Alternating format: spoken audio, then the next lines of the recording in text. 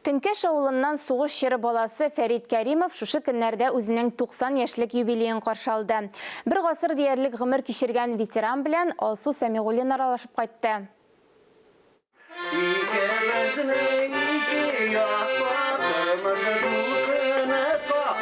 Әнә шулай матур итеп каршылый 90 яшьлеген Фәрит ага. Хәзер тыныч, мул тормышта яшибез. Янәшемдә ярдәм итәргә әзер булган якын кешеләрем. Бу мәгәен авыр елларга туры килгән балачагым өчен бирелгән бәхеттер ди ветеран.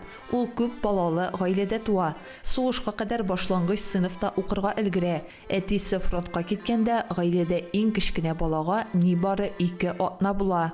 Башта keçip gittim, Özal keçip andasın, sıyır keçip.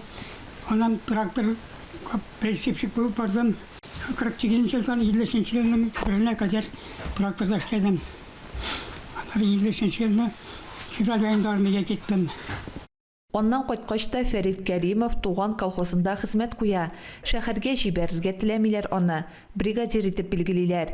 Пенсиягә кадәр әлеге вазифада эшли. Лаеклы ялда да тынычлык белми ул. Һәр вакыт эш белән мәшгуль. Ни кызганыч, тормыш иптәше 7 ел элек гүр иясе була. Бүгенгесе көндә кызы Рузалия гаиләсе белән яши. Ире белән Себердән әтисе йортына күчеп кайта алар. Әтибиятлары бик җайлы, ул сабыр кеше, бик тыныч, бик күңелле кеше, ул ачылыгы да белми үзе. Безнең ул киңәшчебез, безнең ярдәмчебез ул.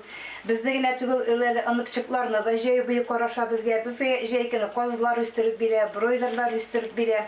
Фәрит аганы юбилее белән район башкарма комитеты җитәкчесенең социаль мәсьәләләр буенча урынбасары Лилия Садыртдинова һәм Алших авыл җирлеге башлыгы Александр Андреев катнадылар. Бу көнне юбилярга Россия президентының котлау открыткасын да тапшырдылар.